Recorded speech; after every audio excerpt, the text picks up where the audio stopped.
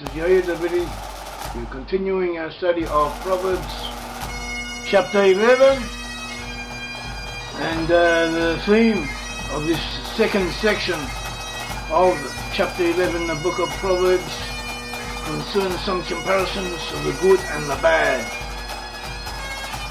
Proverbs 11:11 says, "But the blessing of the upright, the city is exalted, but it is overthrown by the mouth of the wicked."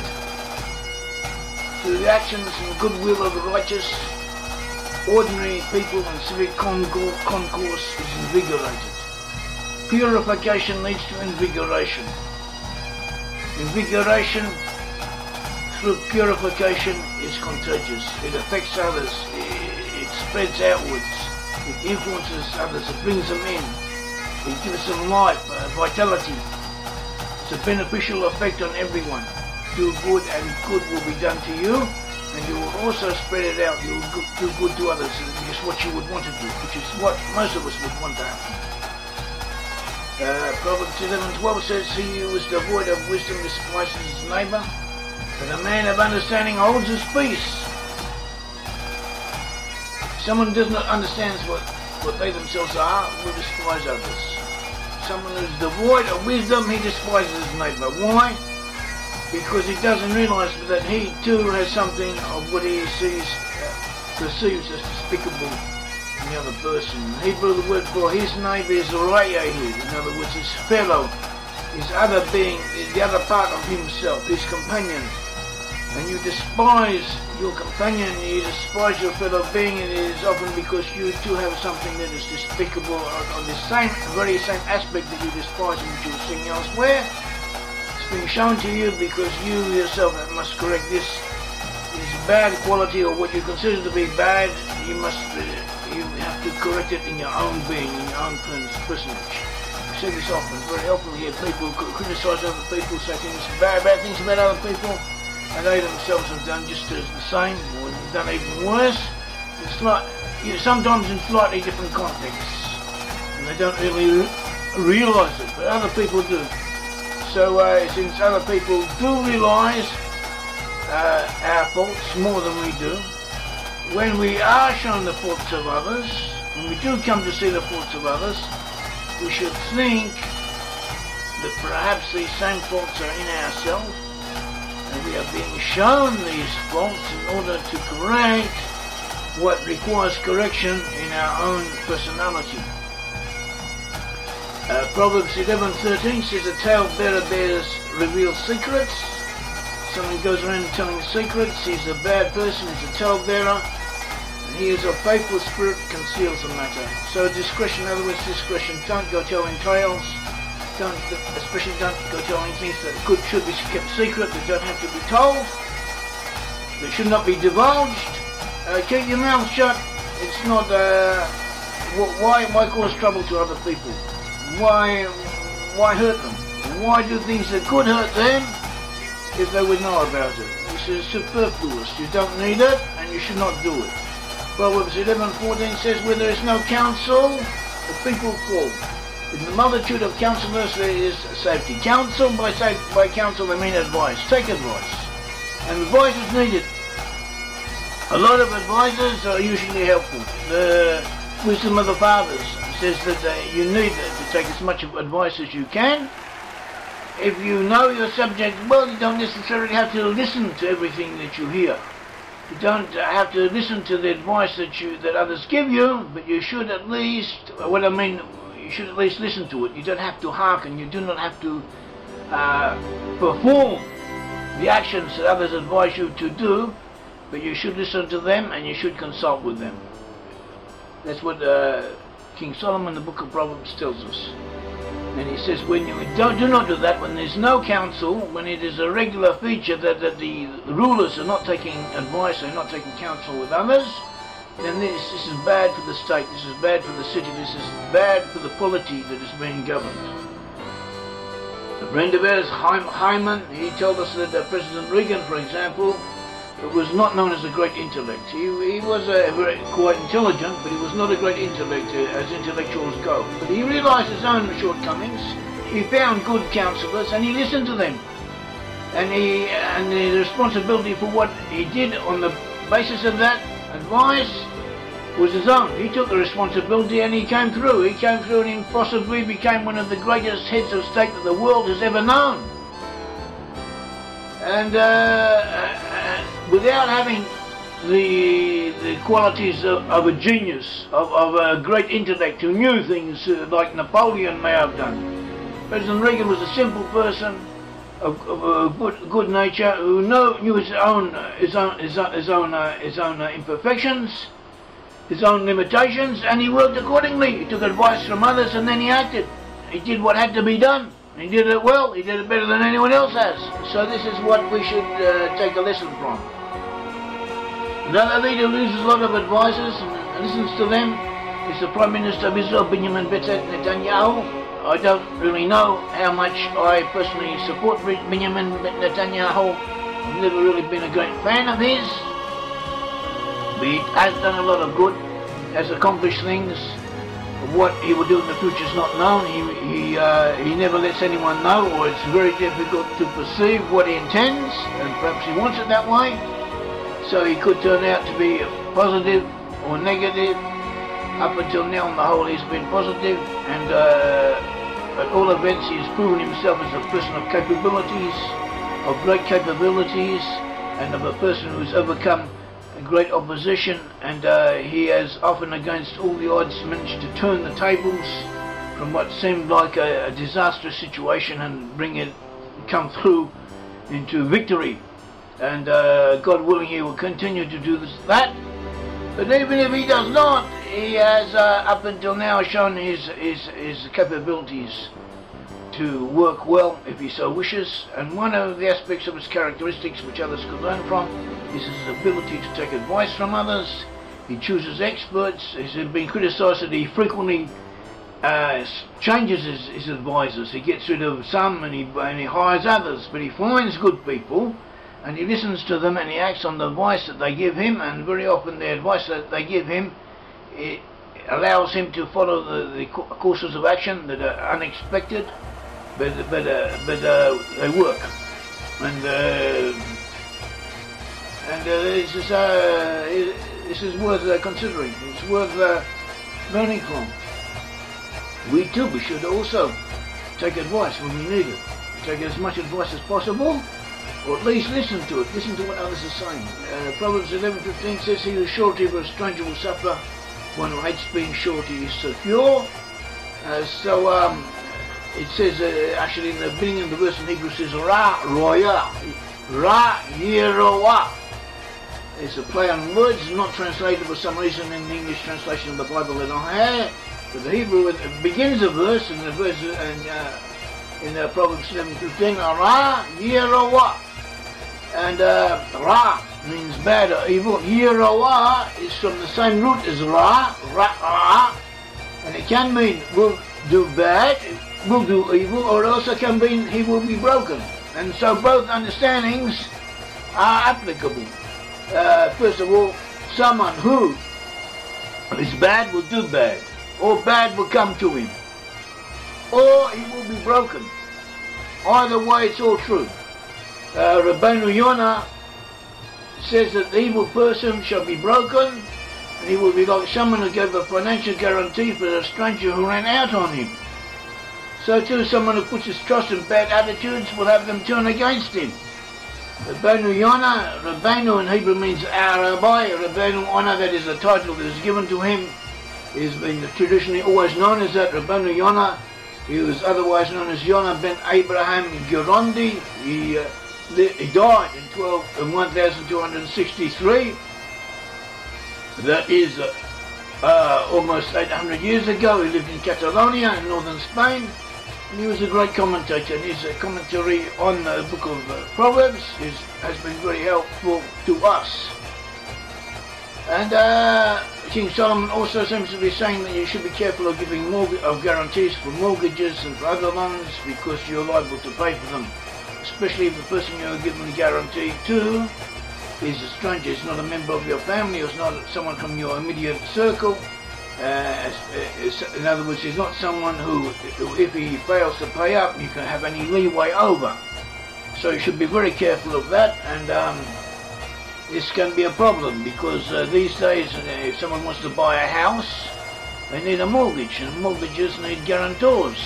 But without the guarantors they can't get a mortgage and have to pay rent. And very often the amount of money you have to pay for a mortgage is less than what you would have to pay for rent. So it doesn't really matter how much the house costs, or it does matter, but it matters less how much the house costs, but rather how much of the mortgage payments you have to make each month. Anyway, so this is a subject that everyone has to decide for themselves. There are no hard and fast rules for it. King Solomon is advising you to be very careful in this matter, and he is telling you not to harm yourself. And King Solomon, as we will see, he is not mean, he's not hard-hearted, he's not got a narrow eye against people. On the opposite, on the contrary, he is for people being generous, for giving to others, for helping others, for doing good for others, for putting yourself out for others, all of these things. But at the same time he says, do not harm yourself, be careful. If you're going to get into trouble, you're going to be of less help to yourself, and you're going to be less able to do those things, those positive things that you otherwise would have been done. So this is something that also needs to be taken into consideration. Proverbs 11:16 says, a gracious woman retains honor, but ruthless men retain riches. Actually, in Hebrew, the verse should be translated as, a woman who retains honor is gracious. In other words, a woman who keeps her honor, she has gracious. The word for gracious is hain, which means favor, empathy, charm. A good woman, a righteous woman, has a certain natural charm about her, and she will. This will help her in life and in contact and with other people.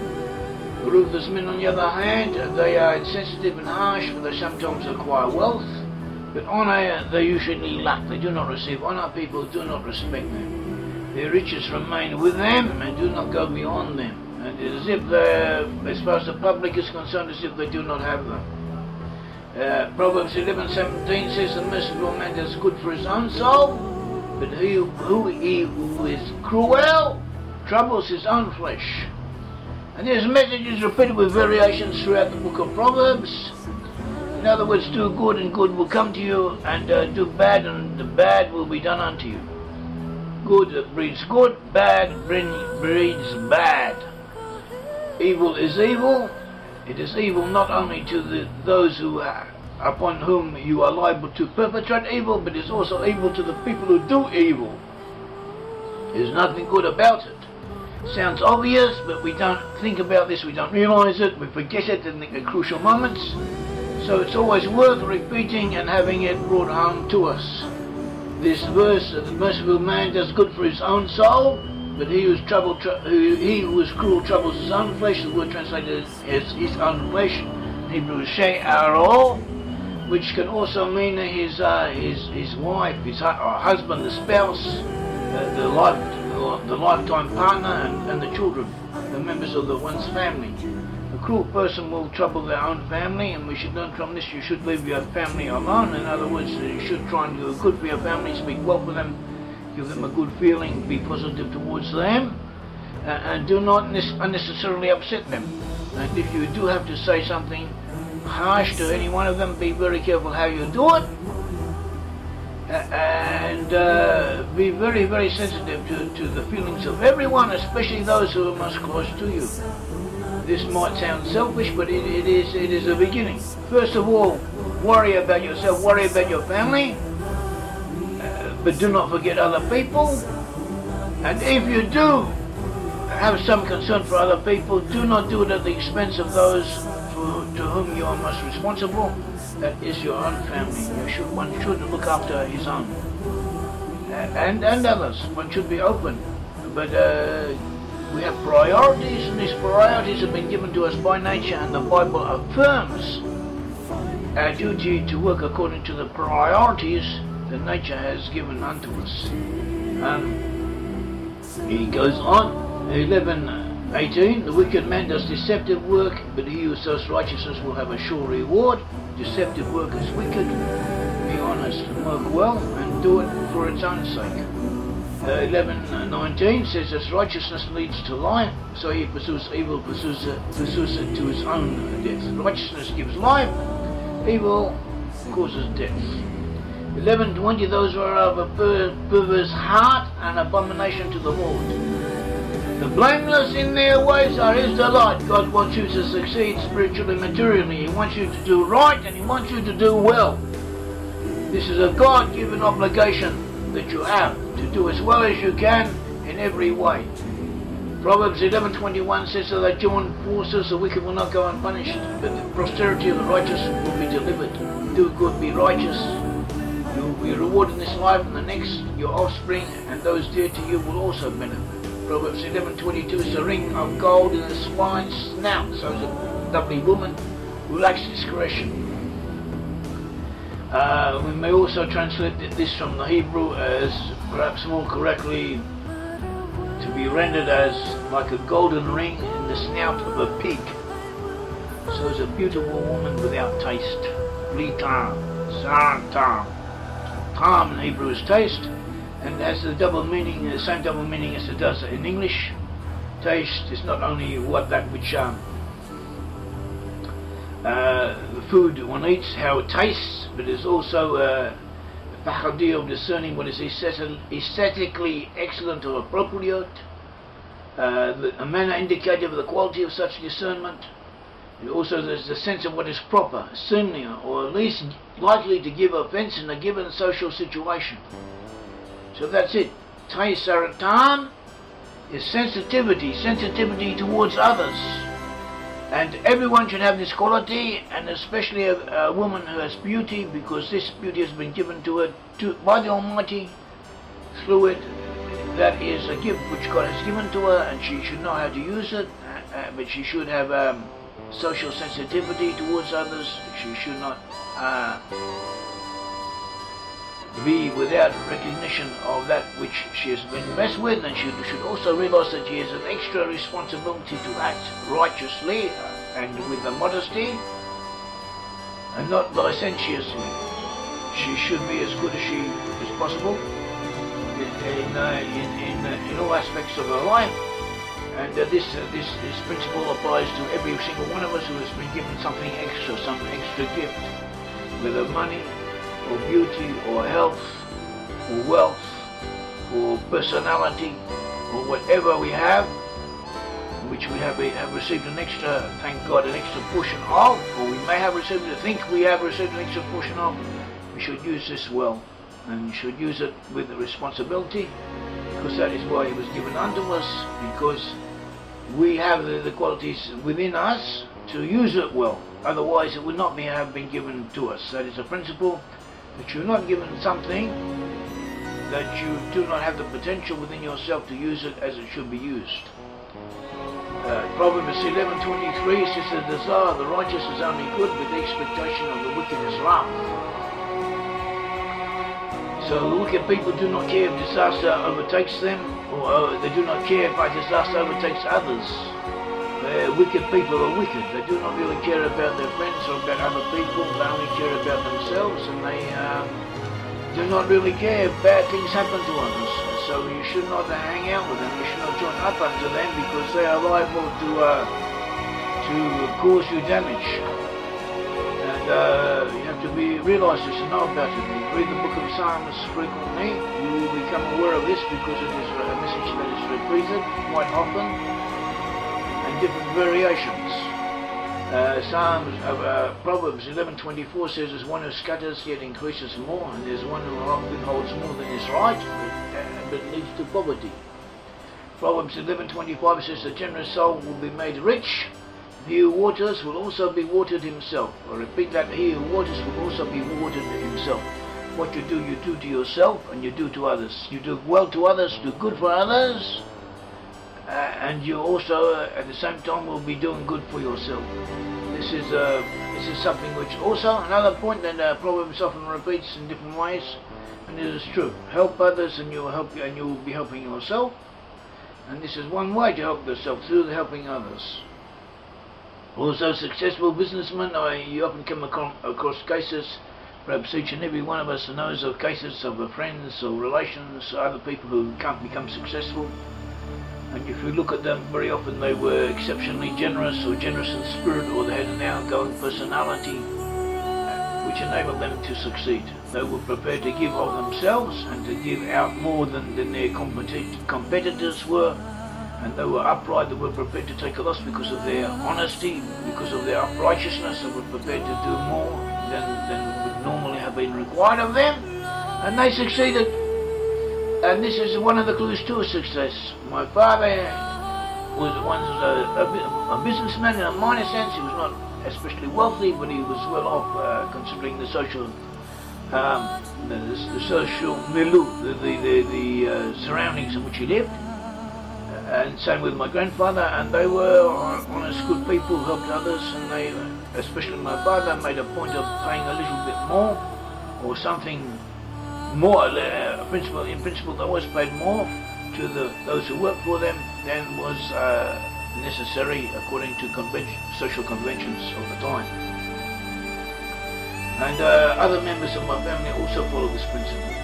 11:26, Proverbs 11:26 says, the people who curse him who withholds grain, the blessing will be on the head of him who sells it, and you have the ability to help others do so, especially if you are to be paid for it.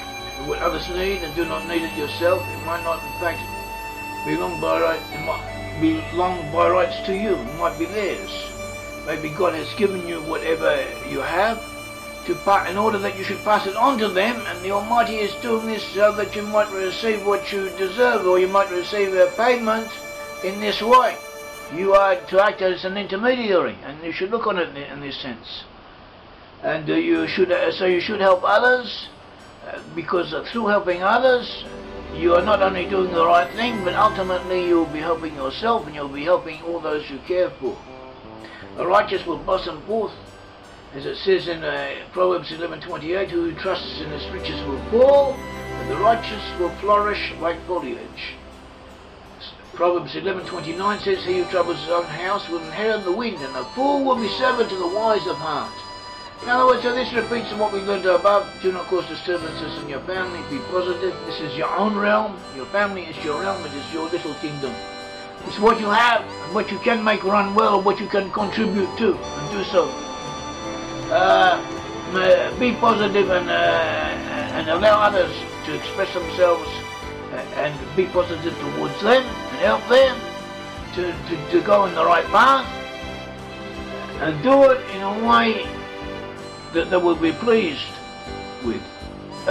Spread joy, spread an inner happiness that is achieved through doing the right thing and believing in God and in the Bible. And it also says in Proverbs 11:31, if the righteous will be recompensed on the earth, how much more the ungodly and the sinner. So this last verse is it can be interpreted in different ways, and has been interpreted in different ways. It has been interpreted in ways that superficially appear to be contrary to each other, but in fact supplement each other, complement each other. And I'll repeat, this verse says, Proverbs 11:31, if the righteous will be recompensed on the earth, so will be repaid on the earth, how much more the ungodly and the sinner. So let's go through it once more. It may be understood to say that if the righteous, that is those who do good, those who do well, if they are to be rewarded on the earth, okay, if they are to be rewarded for doing good, how much more should the ungodly and the sinner also be punished because for what they have done? Since the righteous have done good, they should receive good. Since the ungodly and the sinner have done bad, they should also receive bad. This is what the Book of Proverbs emphasizes and tells us, that those who are good will receive good, and those who are bad will receive bad. But there's another thing, another point that a Jewish rabbinical thought brings up, which is of interest. They say that the verse may be understood in a slightly different manner. They say if the righteous will be recompensed on the earth, how much more the ungodly and the sinner. That is, if the righteous, who are to be rewarded, who are to receive their main reward in the world to come, in the life to come. There is a life after death. There's a life that we don't understand very much about it, beyond this life, and that is where the main reward of those who do the right thing will be rewarded. They will be rewarded in the next life, but even so they will receive in this world a reward will be given unto them for the goodness that they have done. It will be given unto them, or to their children, or to the offspring, or to their people, or to others around them whom they care for. They will receive this reward in the way they would have wanted it if they would have known the options open to them. And in the same way as the righteous, even though their major reward is in the next world, even so they will receive a reward in this world. So too should the wicked, who are not to receive anything in the next world. Therefore they should receive even more so something in this world for whatever good they may have done. In other words, the wicked are to be recompensed, they are to receive something in this world for whatever positive effects they may have been responsible for. They will be rewarded for it in this world, because in the next world they are not going to get anything, or they may not get anything. So these anyway, we take all of these things, all of these things, aspects of learning Torah, of understanding the Bible, and all true in different situations and different applications. The bottom line is to learn the Bible and to do well, and also we recommend learning the Book of Proverbs, because it is a lot of good advices, a lot of wise counsels. We ourselves benefit from it, and so should others. Thank you very much. This is Yair Davidiy. I've been speaking to you on behalf of Brit-Am, Hebrew Nations. I've been speaking to you from Jerusalem, the capital of Israel. Our organisation holds the lost 10 tribes now are to be found mainly amongst Western peoples. That's what we believe in, that's what we have proven, and that is what we mainly do. We set out to prove it and to bring this proof to the attention of as many people as possible. We also work to increase, to intensify biblical consciousness, and to bring the Jews, that is Judah, and the 10 tribes who are represented by Joseph, to bring them together. Thank you very much.